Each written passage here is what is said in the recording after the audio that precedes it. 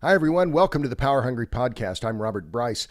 On this podcast, we talk about energy, power, innovation, and politics. And we're going to get a big dose of politics around America's most famous bird. And I'm pleased to welcome my guest, Jack E. Davis. He is the author of The Bald Eagle, The Improbable Journey of America's Bird. Jack, welcome to the Power Hungry Podcast. It's my pleasure, Robert. Thanks for having me. You bet. Now, I just warned you that guests introduce themselves. So I've named you as the author of this book, but you have a couple of other things that you've been doing. So please, if you don't mind, imagine you've arrived somewhere and you have about 60 seconds. Introduce yourself, please. Okay. I'm a professor of history, specializing in environmental history at the University of Florida, where I'm also the Rothman Family Chair in the Humanities. I'm the author, editor of several books. That probably my best known book is the one that was published before The Bald Eagle, the Gulf, the Making of an American Sea, which won the 2018 Pulitzer Prize. And I write on the environment, whether it's about a bird or whether it's about a place. Well, that's a good introduction, and I'm sure it feels kind of good to say, well, by the way, I won the Pulitzer Prize. I'll come back to that. Okay. But first, I want to just tell you, so this is a rave. I have had a lot of guests on the podcast. I read The Bald Eagle cover to cover. I'm an avid bird watcher, and so I read it with great interest, and it's a marvelous book. Congratulations. So thank you. Why this book and why now? Well, a couple of reasons. One is, an environmental writer, I'm aware that readers are often subjected to the doom and gloom. They get a little bit of an overdose of the grim and the tragic, I think. And there's plenty of grim and tragic, as you know, in the Bald Eagle's historical relationship with our country. But there's also redemption and there's restoration. And ultimately, it's a great American conservation success story. So I wanted to try to give readers a break from the usual and offer them something a little more upbeat and something that might offer us a little positive reinforcement as we confront environmental challenges of the 21st century. But also, there are generations of us, particularly baby boomers, who grew up without the bald eagle, because of DDT. Bald eagle was a rare sight when I was growing up, and I grew up in Florida, which has ideal habitat for bald eagle. They're fishing raptors, so they prefer fish to other species. But but now we're seeing them more than ever. We're seeing them more frequently. We're seeing them in greater numbers, and it's become a new spark bird, right? And jab the guy in the ribs next to you, sort of excitement when it crosses the sky. So I thought that since we're seeing so many of these birds now, that folks might like to know a little bit about this, both the natural and the cultural history of the bald eagle. It is an amazing sight, and I'm an avid bird watcher, which is one of the reasons why I was so interested in the bird, or rather in the book. I saw the review in the Wall Street Journal, and I thought, oh, this sounds great. And I've seen the bald eagle and the golden eagle in the wild in the last year, and so it was one of the things that I thought, okay, well, it'd be great to read the book, and I did. And I mentioned before we started, I bought it on both my Kindle and and I have a hard copy here. But you said about Florida, and Florida plays a prominent role in the recovery of the bald eagle. But the book is wonderfully written. You have this about the bald eagle. You say river equal fish equal bald eagles. Balds eat what goldens eat, but their tastes run to fish, saltwater and fresh. Seizing prey from land, water, and sky, balds are the rare airborne species that feeds at all three tables. They are birds of prey, meaning they hunt live animals for food, and they are raptors, which are birds of prey, with hooked beaks and large talons bearing fatally sharp ends. Hawks, falcons, vultures, owls, kites, caracaras, and ospreys are all raptors, more so than the others, except vultures and perhaps caracaras. Balds also scavenge. It's beautifully written book, and the way you tie the history and the anthropology and kind of the America's dual kind of relationship with the bird, right? That it was on the Great Seal, and then it was hunted almost to extinction, and then DDT, and yet it came back. What surprised you in your research? Because well, first, how long did it take you to write it? It took me About 4 years. I had 2 years leave from the university in the middle of COVID, ideal time. And so Good time to one go of those years was good paid time to by go a bird Carnegie watching. Fellowship. Pardon me? Good time to go bird watching. Yeah, good timing. Go bird watching. In fact, I did. I mean, I saw just even just 10 minutes from my house, bald eagles and numbers I had never seen before. It was a good time to write a book, believe it or not. And so what surprised me, I didn't know a lot about the bald eagle before I started researching and writing the book. And of course, I was aware of the DDT years, like most people are, which was devastating for all sorts of bird life, and including the osprey, which you had mentioned, and other raptors as well. But I think the direct slaughter of Americans against this bird that was a living species behind one of their most powerful symbols was what surprised me as much as anything. But also, there are a lot of, as you know, there are a lot of heroes in this book dealing with trying to save the bald eagle first in the early 20th century, which led to the passage of the 1940 Bald Eagle Act.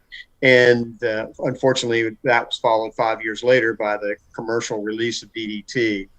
And then, of course, all the people who worked very hard, Fish and Wildlife and the state wildlife officials and volunteers to try to help bring the bald eagle back from the brink after the DDT years.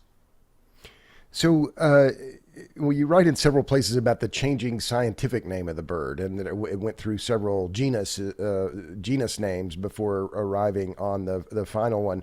I usually include birds in my newsletter. I do include birds in my weekly newsletter. Pronounce the scientific name, if you don't mind. How do you pronounce that? Halieutis leucocephalus. Halieutis. I read it, I'd say Halieutis leucocephalus, but who knows? You probably could. Yeah. Potato. That's okay. Right. Yeah. So were you a birder before writing the book? No, I wasn't a birder. I mean, I've always been an appreciator. I always appreciated nature growing up in, again, Florida, where it's so present. As after not just the DDT years, but, we had by the 1970s, by 72, when the EPA banned DDT, barely 1/3 of the nation's waters were safe for swimming and fishing. That meant it wasn't the water wasn't good habitat for water birds, and so I saw the bird life, the stick-legged bird life in Florida, come back come back to life. When I was a kid growing up, I saw brown pelicans and gulls, and that was about it. But now we see all sorts of showy bird life. Right. And I just love that. I'm not good at identifying their voices. I'm not good at identifying their colors and their physical themselves either. But I have to say, in researching and writing about the bald eagle, I really came to respect this bird and appreciate it to an extent I had not expected.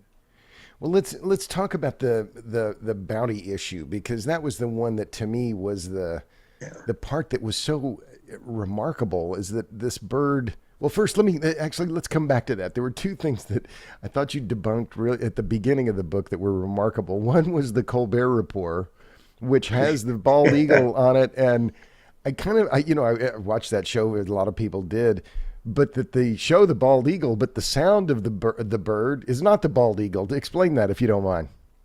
Yeah, that's correct. The bald eagle actually, from our perspective, has something of a wimpy voice. Now, it may not be so wimpy to wildlife as I write in the book. Certainly, a squirrel that hears a bald eagle is going to be frightened, but it's not really a voice that we would assume is suitable for the bird on the front of the Great Seal of the United States. And so when Hollywood started casting bald eagles, whether the opening credits of the Colbert Report or in movies, or Northern Exposure too had a bald eagle crossing, and they dub in a red-tailed hawk Yeah. because a smaller bird, and that will fear the bald eagle. Yet it has a really, from our perspective, a really powerful voice. Right. Whereas the bald eagle is more of a kirk kirk kirk kirk, and the red tail is this more of a scream that is more sounds more intimidating. But it reminded me when I read that it was several years ago. Maybe you saw this, that they in during the Masters, I believe it was, they were piping in bird sounds that weren't native to Georgia. And there was a birder who was listening, and he said, "Wait a minute, those birds aren't in Georgia." And so CBS had to fess up to the fact that they were using the wrong bird sounds for Georgia, and they were called on it. But just Yeah. reminded that the idea of the bird for Hollywood or for the producers is sometimes it trumps the reality of what the bird it actually is.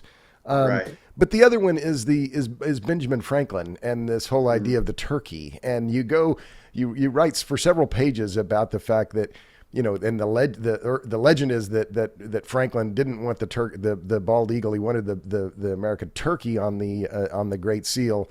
But you point out that was only in one letter, and it may have been that he was just joking the whole time. Explain that if you don't mind. Right. He was in a letter to his daughter, Sarah Bach. He was comparing the quote unquote morality of the bald eagle with the wild turkey, and he did say that he wished that the bald eagle were not the country's representative, and he saw the wild turkey as more noble and courageous, while the bald eagle, because it's a scavenger and it steals from other birds such as osprey. He referred to the bald eagle as this rank coward and thief. But he never said he wanted the wild turkey on the Great Seal of the United States. He never said that he wanted the wild turkey as the national bird. And he was on, as I write in the book, he was on the first congressional committee that was charged with designing a Great Seal. That committee failed miserably, even though you have Thomas Jefferson and John Adams and Ben Franklin, a star cast. They failed miserably. And not only did Franklin not want the turkey, or request that the turkey be on the Great Seal of the United States, he wanted something altogether different, which I'm not going to share with your readers because that's going to be a little teaser. I want them to find out. It blew my mind. I'm sure it blew your mind too when you learn what he actually proposed for the seal of the Great Seal of the United States. But this leads to another myth that I talk about in that same section. The bald eagle is not the national bird.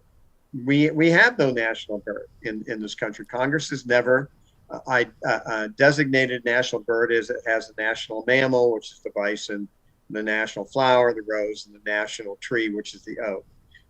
But tomorrow Congress could choose some other candidate altogether to be national bird. And it is remarkable because, as to my knowledge, most every state has a state bird. I'm from Oklahoma. Yep. It's the scissor-tail flycatcher. Here in Texas is the mockingbird. Several states have claimed the northern cardinal, if memory serves. So states have designated their state bird, but we don't have a national bird, which we assume that because it's on the seal. That's a good point. I also really liked in the book where you talked about, actually, before I talk about that, I mentioned the issue of bounties on the eagle. And so there was the parallel you made about the eagle and the bison, and that they were both almost hunted to extinction. And then there was this moment where, oh no, wait, maybe we need to save these last few. And there's also this issue around Native Americans and their relationship to both of those animals.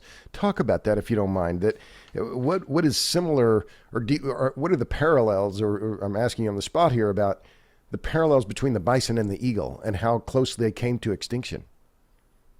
Yeah, of course. Native peoples, many native groups hunted bison for food, but bison were more than just food. They're a whole storehouse. They used virtually everything from bison, and they did not hunt them excessively. They did not push them to the brink of extinction. They still remain vital members of the ecosystems that native peoples depended upon. Same with the bald eagle. The bald eagle is considered by many native groups as a spirit bird, a messenger between the people on Earth, and their ancestors and the Creator. Their body parts, including their feathers, are conduits to the spirit world. So Native peoples have, for thousands of years, hunted bald eagles and to use in ceremonies and rituals. But again, not excessively. There's always a designated eagle catcher or hunter who goes through elaborate rituals before going out and taking an eagle from the wild. But Americans regarded, although they loved the image of the bald eagle, they embraced it immediately when it went on the front of the Great Seal of the United States. And they began putting it on everything, obviously government insignia and military regalia, but business logos, organizational logos, sports teams, you name it, motorcycle jackets today.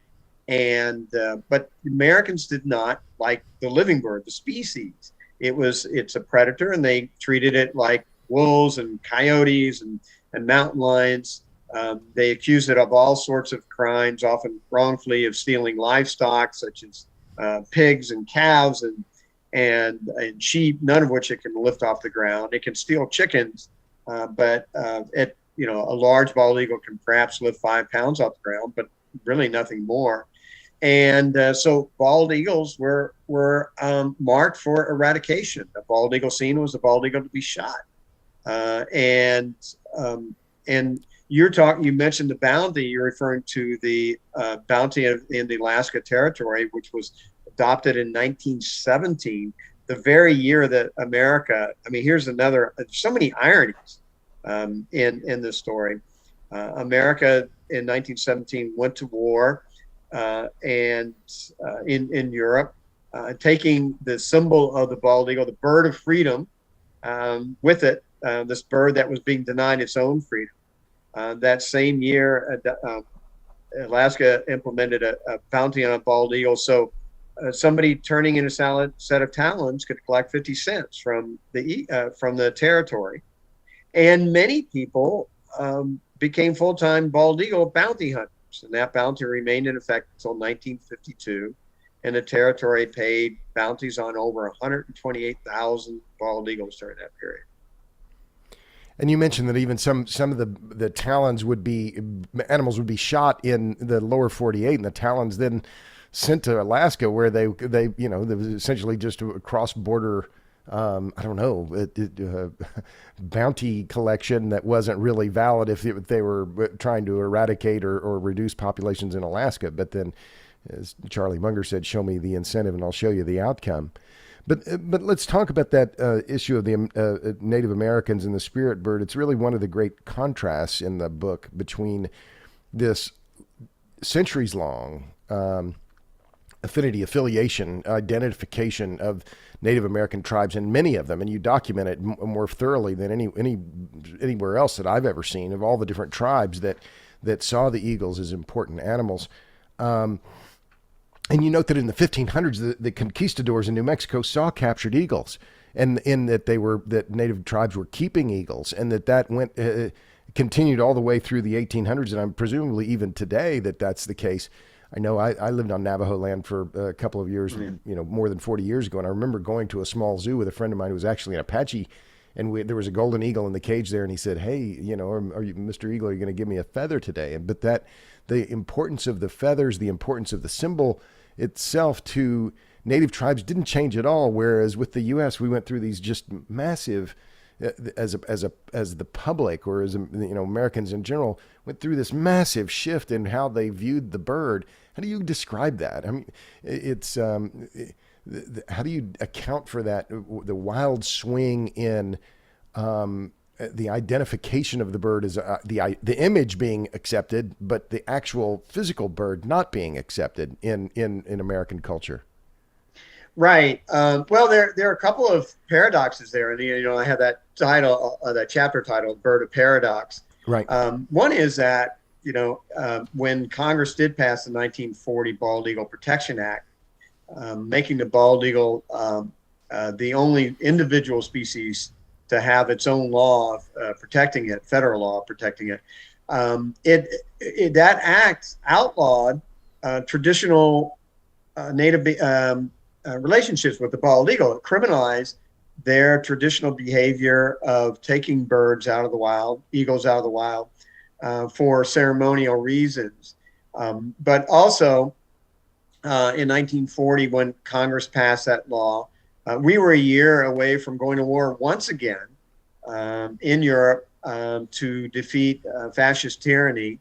And Congress recognized that if the living bird behind this powerful symbol of freedom and democracy were to go extinct because of our actions, that this would have been duplicitous, and it would have undermined the integrity of that symbol.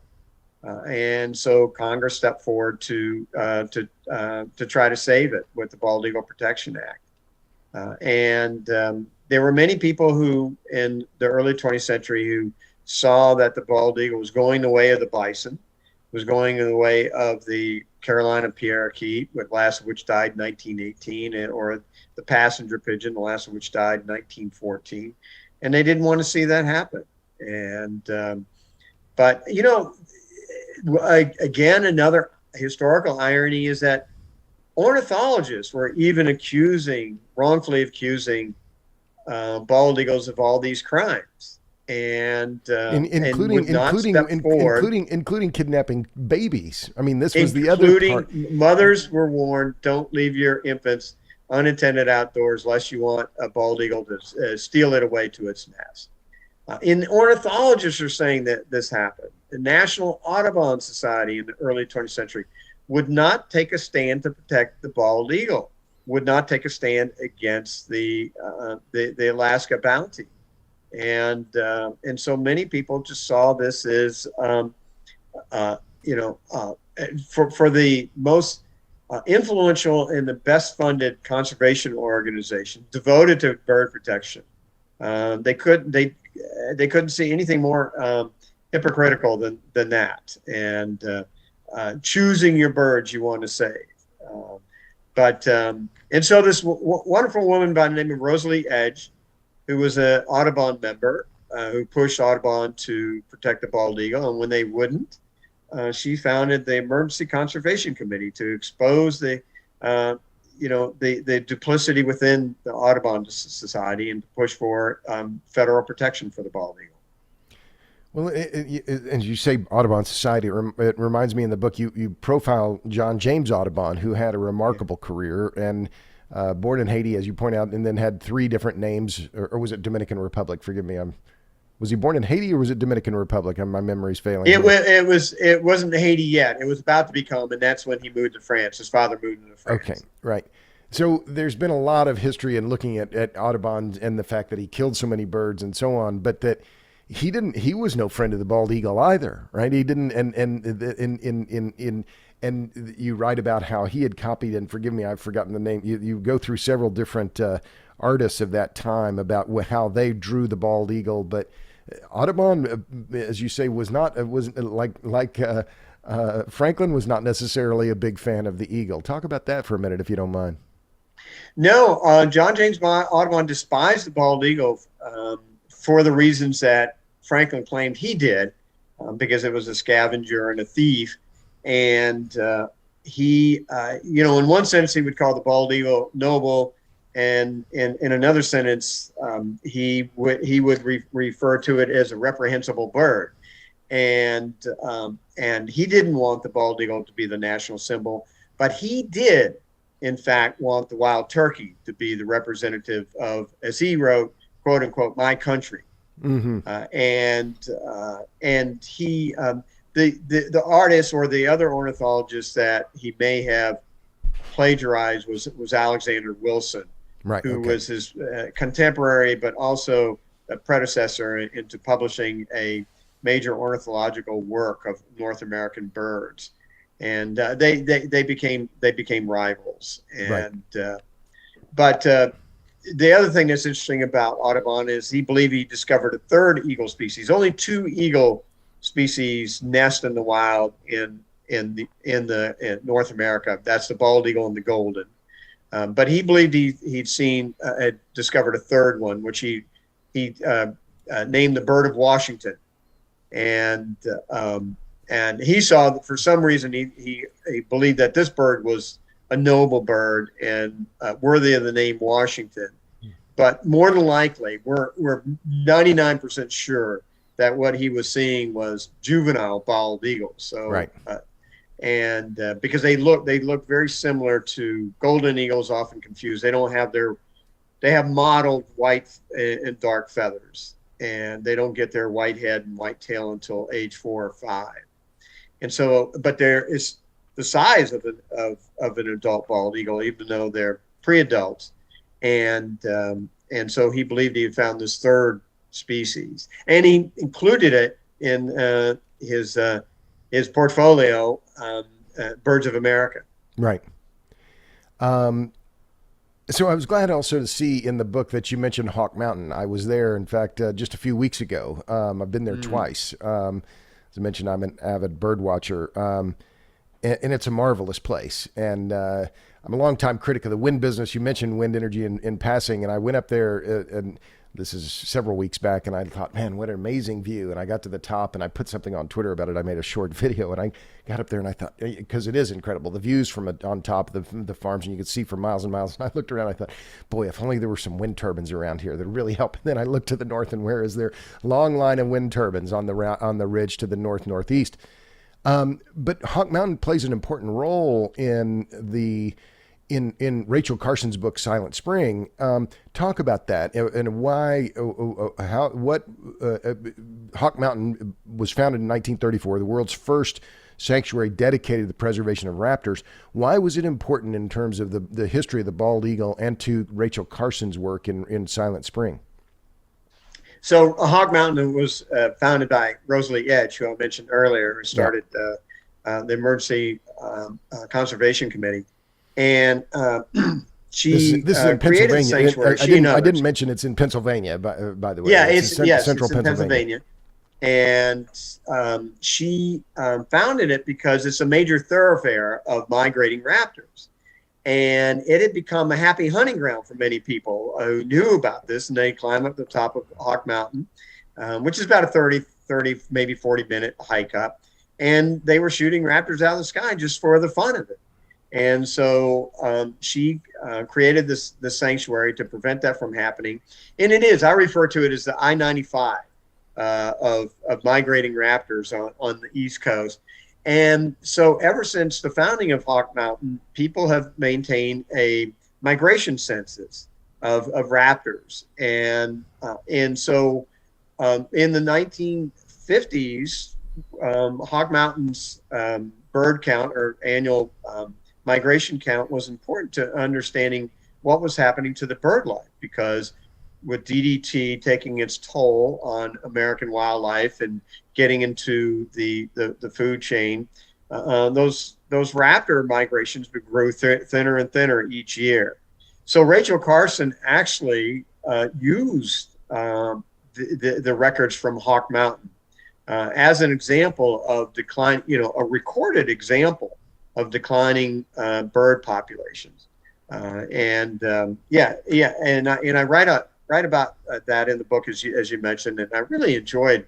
I've been to Hawk Mountain too, and it's an inspiring place, as you very nicely described. And I loved writing about Hawk Mountain and that whole history. It's one of my favorite places, and I have a high regard for Hawk Mountain and the folks that run it.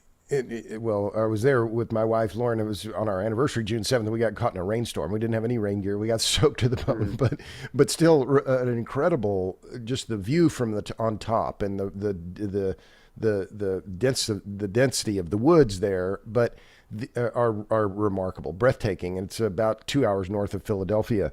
But you point out that in 1963, which would be 18 years after DDT is brought onto the market, that only 20 bald eagles were counted there. That was the year after Silent Spring was published. Yeah.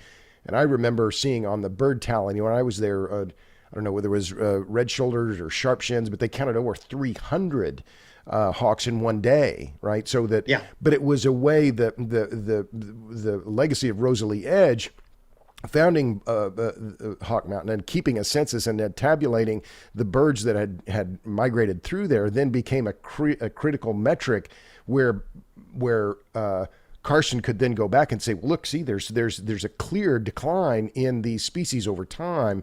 Which brings us back to DDT, and you point this out that that DDT was responsible for decimating wildlife because of the effect it had on the shells and of the eggs in the nest. Conservatives like to point out, and in fact, I heard this argument just the other. Oh, DDT, it was banned, and it caused all these human lives to be lost because it was effective on malaria, but why was it so devastating? What was I mentioned the shell, the eggs, and which parts? Why was it so devastating in the continental U.S. and which parts of the U.S. were spared? Because that was the other part of the recovery of the bald eagle, was that there were some regions that that weren't as affected by DDT as others. Tell us about that. Well, it generally its impact was greatest generally in agricultural parts of the United States, but not just agricultural parts, but also places that were connected by waterways to agricultural regions, such as Mississippi and Alabama were devastated. There's agriculture, but they also receive river flow from the Midwestern states, which is much larger agricultural region. And so anything put down on the ground that washes into a stream ends up down south and on into the Gulf of Mexico and passing through the states on the way. And Alaska was not wasn't affected so greatly by DDT because there's not a lot of agriculture up in Alaska. Same with many parts of Canada. And so, but we used it excessively. We used it carelessly and excessively with very little regard to what was happening to the rest of the world. The chemical industry, as did the tobacco industry in later years, controlled the narrative around DDT and other pesticides and herbicides. We were not just living in the atomic age. We were living in the chemical age after World War II. Many of these chemicals came out of World War II, including DDT. And DDT really did have some. Many people maintain that World War II is the first war in which fewer lives were lost to disease than to warfare itself. And DDT was instrumental in controlling typhus during World War II. So it clearly saved a lot of lives. But DDT has also stolen a lot of lives. And I'm not just talking about wildlife, and I'll come back to that too. There are now studies that have traced breast cancer to DDT in women who were 3 or 2 generations removed from, a granddaughter whose grandmother was exposed to DDT. There are also studies that have linked DDT to Alzheimer's. Boomers such as ourselves who grew up in those DDT years, we carry that legacy with us. But it had a devastating impact on wildlife. It gets into the food chain, gets into the fish. It works its way up to the food chain. Eagle catches a fish. In the eagle's body, the DDT metabolizes into DDE, which made its way into the egg gland of females, impairing eggs that were laid, or really reducing the number of eggs that were laid, or even affecting the not just the strength of the eggshell, but also often having an impact on the chick itself. We talked about Rachel Carson and looking at the numbers at Hawk Mountain. And also, as you know, I talk about in the book, this man by the name of Charles Broley, retired banker who moved to Tampa in the 1930s. And as a hobby began climbing longleaf and loblolly pines to ban eaglets. And he did this. Nobody was doing this systematically like he was doing this. He did it for 20 years till age 79. He was still climbing trees at age 79 and banding eaglets. And he noticed that in Florida, he was doing this mainly in Florida, but also Canada. He noticed that the eagle population in Florida in the 50s was declining precipitously. And he was one of the first people to link that decline to DDT. And Rachel Carson talks about him in Silent Spring. And so just expand on that if you don't mind, because Silent Spring became then one of the seminal books for American environmentalism. How big was that effect of that book? I know it's a little bit off topic here, but it was one of the, I mean, it was a key turning point though in American environmentalism and the environmental movement in America, wasn't it? Yes, I would say that, it was an awakening for the general public, but also for policymakers in Washington. Rachel Carson, before Silent Spring, was a best-selling author and a favorite author, a nature writer, a scientist who could translate science into prose. And with Silent Spring, she brought a greater awareness, not a new awareness necessarily, but a greater awareness to the devastating impact of the excessive use of pesticides and herbicides. She never said we should stop using chemicals. She just said we need to be safe about it. And somebody else besides the chemical industry needs to control the narrative on it. And so environmental activism was around before Silent Spring. But Silent Spring helped rev things up. Because it became a bestseller itself. And she was attacked by the chemical industry and egregiously attacked by the chemical industry, which just brought more attention to her book. Well, and that was in part, as you point out, because she was a woman, but she had worked at Fish and Wildlife Service as well, so she had the credentials, but because she was a woman in an age where there weren't many women scientists, that was also part of one of the reasons, clearly, in retrospect, why she was attacked. And now let me add to that, Robert, yeah, sure. if I can. Not only was she a woman, she was a woman who had never married and never had children, and so therefore she was a spinster. And there was at least one scientist who said, "What does she know about future generations? She's just a spinster." Times have changed, and then I guess yes, in some ways they have changed, thankfully. In some ways not.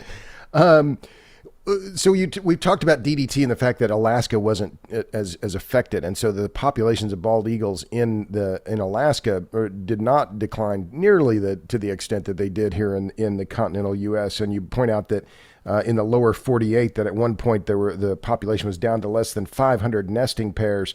And then the remarkable recovery. So you mentioned before we talked Migratory Bird Treaty Act, which was passed in 1918, but then the key issue was the key protection for the eagle was the 1940 Bald Eagle Protection Act, which then in 1962 became the Bald and Golden Eagle Protection Act, if memory serves. Yeah.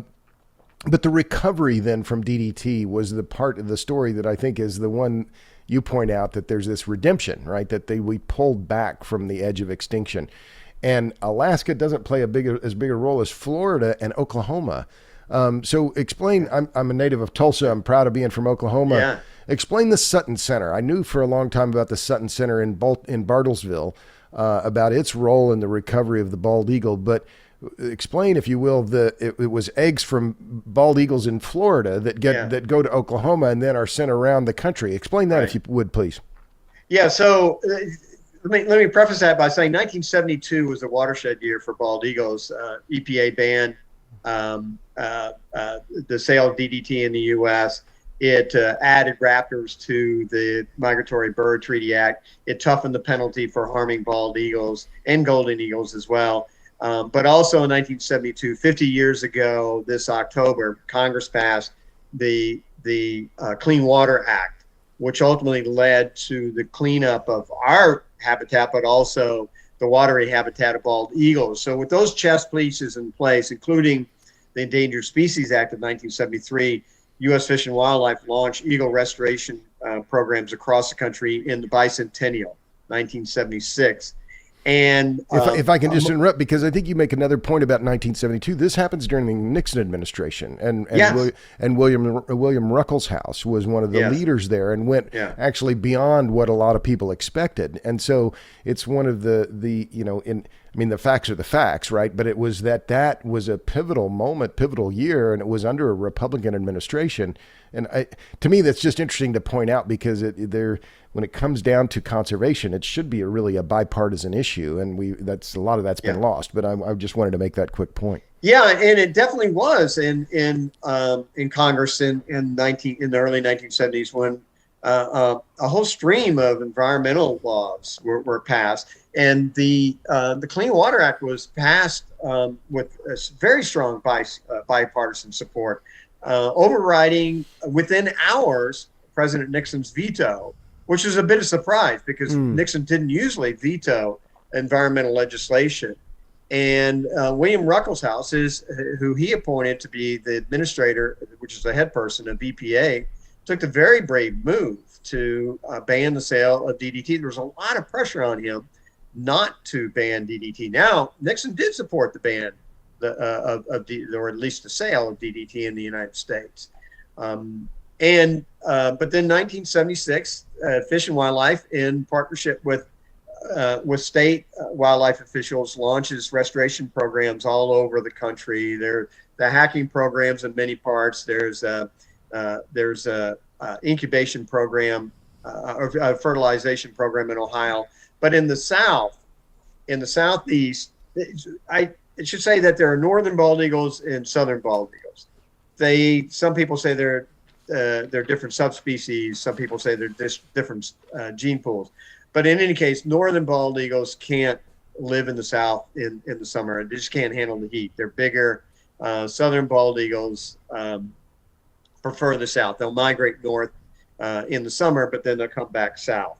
And so the states in the South by the 1970s, with the exception of Florida, had no nesting bald eagles. Alabama, none. Tennessee, none. Georgia, maybe one on the occasional year. Mississippi, none. The Carolinas, maybe one or two on the occasional year. Oklahoma, no nesting bald eagles. Arkansas, no nesting bald eagles. Florida is the only southern state, so they couldn't take bald eagles out of Alaska and relocate them to the south because they couldn't take the heat, or anywhere else up north. Michigan, Minnesota, Washington. Florida still had a fairly healthy population, but not healthy enough to give up birds to these other southern states. So what the George Sutton Center did, under the leadership of Steve Sherrard, who's still at the Sutton Center, and it was his idea to do this. He said, let's take eggs out of nests of Florida bald eagles, bring them up to Oklahoma, incubate them under hens, raise them until they're 5 or 6 weeks old, and then relocate them. We'll do this blind. We won't let them imprint on humans. And then let's relocate them to hack boxes in Mississippi and Alabama and the other southern states, where they would be raised in these giant outdoor lions cages on stilts, as I call them, imprint on the territory. And then at 12 weeks, approximately 12 weeks, they would be released when they can fledge and fly on their own. And where bald eagles, the territory bald eagles imprint on, becomes their natal territory. And they return to their natal territory at breeding age to build their own nest. And so Florida bald eagles ended up donating 275 eggs to the cause, with 100% hatch rate in Oklahoma, by the way. So cheers to your state there, Robert. 100% hatch rate. I mean, isn't that extraordinary? And having to transport these eggs to Oklahoma from Florida. But the bald eagles in Florida lost no population, because they would take both eggs out of the nest, or however many there were. They're usually two. And early on, soon after they were laid, and what the female does is will lay a second clutch. They'll lay new eggs. And so the bald eagle population in Florida remained stable and continued to rise. And bald eagles. So now when you see a nesting bald eagle in Alabama or Mississippi, there's a good chance that it's a descendant of a Florida bald eagle. And this happened around, University of Florida's in Gainesville, Florida, North Central Florida. And it was that area that the eggs were taken from. And I didn't know any of this until I sat down and researched and wrote this book. And it's a remarkable story of dedication of the people who were doing this and living with the eagles, and sometimes and feeding the baby eagles in these hack boxes, what I would say miles above the ground.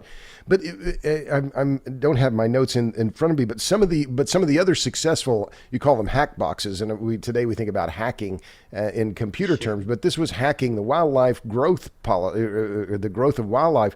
But the other was it Quabbin Reservoir in Massachusetts? This was the other side of great success. And so remind me now, I just read the book and I read it cover to cover, but this is one detail, it's your book, not mine, so I didn't have to remember this detail. Where did those eaglets come from for the Massachusetts? Yeah, so they came from, this is in the 1980s, and some came from Michigan, some came from Canada, and some came from Alaska. Oh, okay. And so those birds, Maine was the only New England state in the 1970s that had any nesting bald eagles. None of the New England states had bald eagles. And so Fish and Wildlife, along with Mass Wildlife, set up the hacking program at Quabbin Reservoir, which is the water source for Boston and the Boston metropolitan area, by the way. And those birds ended up repopulating the New England states. And right here, I'm in New Hampshire now, where I have a second home, as I mentioned earlier. And on the next lake over from my lake, is the oldest bald eagle living at least that we're aware of, living in New Hampshire. And it is a descendant of the Quabbin eagles. And so if I see a bald eagle flying overhead, it could very well be a descendant of some of the eagles I write about in my book, which gives me great pleasure to think about that. It is a remarkable success story of this, how wildlife biologists figured out how to bring the bird back, and that it was because it was on the precipice of complete collapse, the whole population. So it was Florida eagles, Florida nests then were used through the Florida-Oklahoma connection to repopulate eagles in the South. And then it was Maine eagles and Canadian eagles, and those eggs and eaglets were then distributed along in the northeastern states, and then that they repopulated. But you make this point too about just the survival, the survival instinct of the eagle itself, that it was, there's something that it just, that shone through as well, in addition to this incredible dedication from this huge number of some volunteers, people living in extreme conditions and in not very nice circumstances, so dedicated to bringing the eagles back. You mentioned Rosalie Edge and some of the others, and Charles Broley. The other one was Doris Mager. There you go. Thank you, Doris Mager, whose name was familiar to me. Talk about her if you don't mind. Yeah, I should also point out in the 1980s, 70s and 80s, you see the emergence of Raptor Rehabilitation and educational centers all around the country. Yeah. And we have to give those folks, underpaid staff, volunteers, great credit for what they did and what they continue to do. They're heroes, every one of them. Doris Mager started the first Raptor Rehabilitation program in the 1970s in Florida, in her backyard, by the way. She was connected with Florida Audubon. And in 1979, she climbed a loblolly pine and lived in an abandoned eagle's nest for 6 days to bring awareness to the plight of the bald eagle, but also to raise funds for the eagle rehabilitation. Even Paul Harvey talked about her. And as I point out, she drew national attention. And this is a woman who at age 60 in 1986 biked from San Diego to the east coast of Florida, sponsored by Kmart stores, and stopped in Kmart stores along the way and gave lectures in the parking lots about the importance of raptors in our ecosystem. And she devoted her life, as many have done, to educating school children, anybody who wanted to listen, civic organizations, about the importance of raptors. And she's, probably hundreds of thousands of people she's spoken to over the years. She did this into her 90s. Right. She was still giving these public lectures. Driving a van around with an owl and an eagle, if I recall, in the van, Yes. and making these circuits across the country. And I saw one, Peter Resniak, I believe is his last name. I don't have it at hand, but he has a bird rehab center in outside of Denver. And I've written about, now it's more than 30 years ago, for Texas Monthly, a woman named Midge Erskine who lived in Midland, who was a bird rehabber. But it brings me to this question about why is this bird so powerful? And you write in one section of the book. Let me find it, because to me it's a really important point that you make. You say Americans had begun to make, this is in your epilogue. And by the way, a station break here. My guest is Jack Davis. He's the author of The Bald Eagle, The Improbable Journey of America's Bird. You say Americans had begun to make connections with bald eagles that went beyond the patriotic symbol and rescued species. Doris Mager said that whenever she looked into the eyes of a bald eagle, spiritually something took over.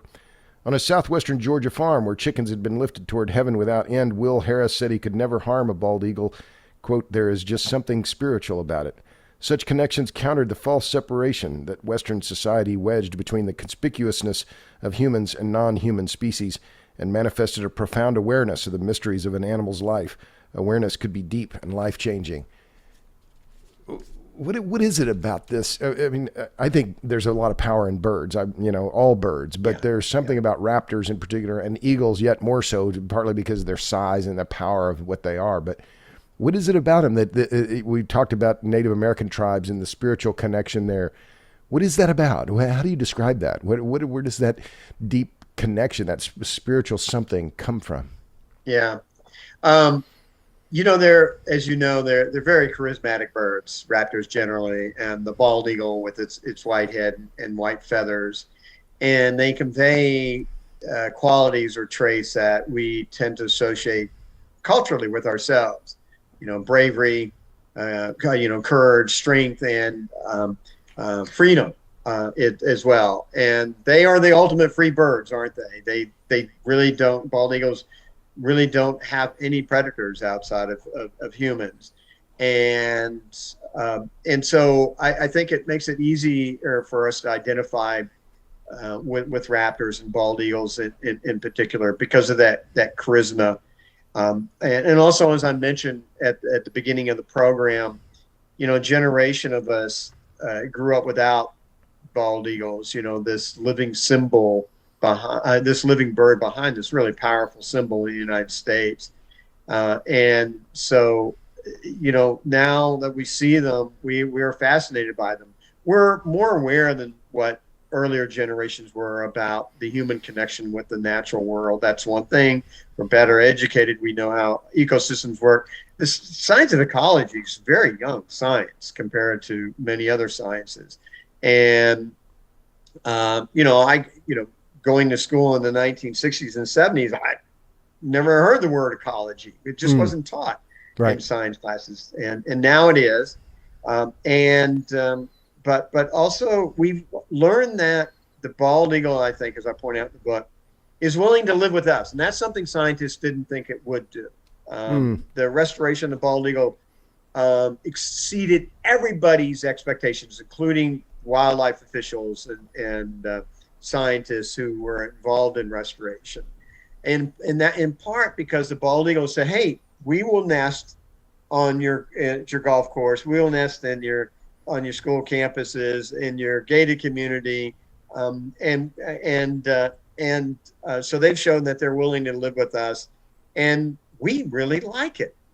We like it when a bald eagle nests near us. There are obviously exceptions, so when we see a bald eagle crossing the sky, that's really a pat on our back to how we've changed, that we've done something right by nature, and it's something we can really be proud of. But also, we can't discount the impact of eagle nest cams. There's some eagle nest camp, 50 of them around North America, hugely popular. They've done a lot to educate people, to win the hearts of Americans. They have the international audiences. They're probably the most popular wildlife cam in the world, bald eagle nest cams. And we've just really fallen in love with this bird. And not only has it taught us something about itself, but about nature and about ourselves. And so I think that's what moves us. It's a bird that is emblematic of nature, and it helps us appreciate not just the bird, but also nature itself. There's something elemental there, but as you're saying this, I'm thinking about that connection you're talking about is something that American culture, Anglo culture, fell away from, comes back to, but the native cultures had that for centuries, and still there was something deep in the nature of the bird itself that they saw that was the power of the bird that motivated them to put it in, to capture it, and as you point out, a spirit animal for multiple tribes across the continent. And I kind of answered the one question that kind of answered one of the questions I have here is about why birds are so powerful. But let me ask about the Migratory Bird Treaty Act and the MBTA. Should the bald eagle have been delisted? You write about the Endangered Species Act and the push to delist it, and that a lot of environmental groups pushed for the delisting, and that there were some timing issues around that. Should it have been delisted? Oh, I think so, clearly. Yes. I mean, by 2007, when it was delisted, the population was healthy again, once again, in lower 48. Actually, by 1999, but bureaucratic inertia in Washington delayed delisting until 2007. It was important to conservation groups that the bald eagle be delisted, because it was healthy again, but also because it was evidence that the Endangered Species Act works. And so the success of the bald eagle was indicative of potential success for other species listed. And look at, in the 2010s, the bald eagle population quadrupled. Now, I should point out the bald eagle, it's truly an all-American bird. So the ideal bird to go on the Great Seal of the United States. It lives only in North America, or in the wild, only in North America. It's truly an all-American.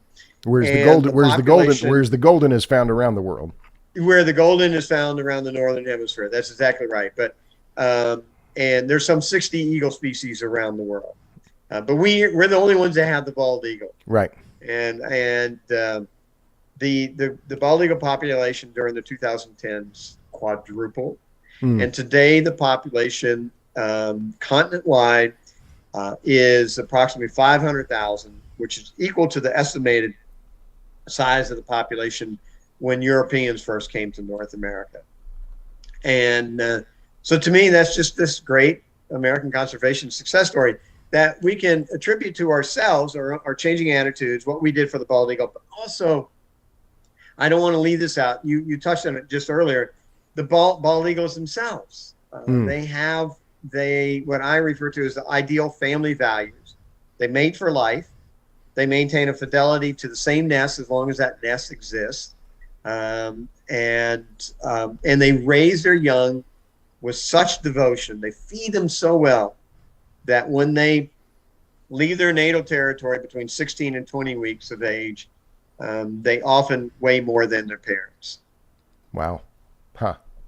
Well, you mentioned that, how much they eat, and how one of the caretakers in one of the hack boxes just wore herself out cutting up the food so that the eagles, the young eagles, would have enough to eat. You mentioned in passing, and I've been critical and am critical of the wind industry because of the bald eagle issue and the eagle kill issue. You mentioned that in passing. What are your thoughts to those people who say, though, well, the wind industry is only killing a few eagles? Because it was just in April, the Department of Justice prosecuted NextEra Energy after they intentionally put wind turbines in the middle of known golden and bald eagle habitat. What's your take on that? I think that is wholly irresponsible on the part of that corporation. And whereas I talk about Duke Energy in the book, and Duke Energy's wind site at top of the world wind site in Wyoming, where they have installed artificial intelligence technology that has been exceedingly effective. They've reduced bald and golden eagle death by well over 80%.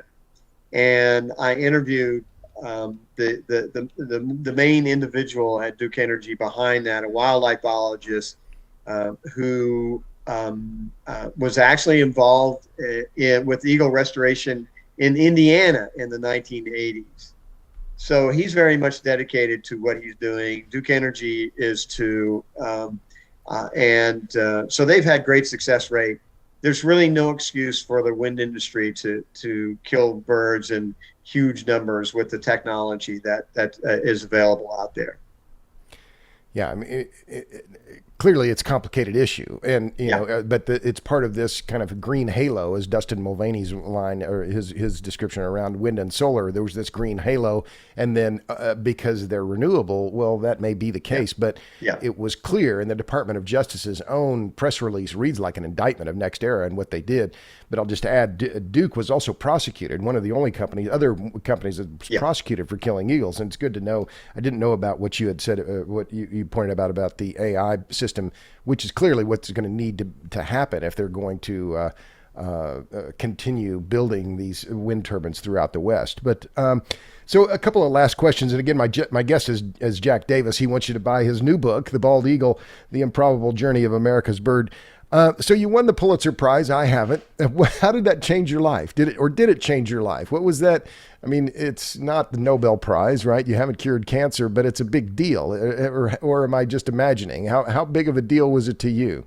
It was a big deal. It did change my life. And how so?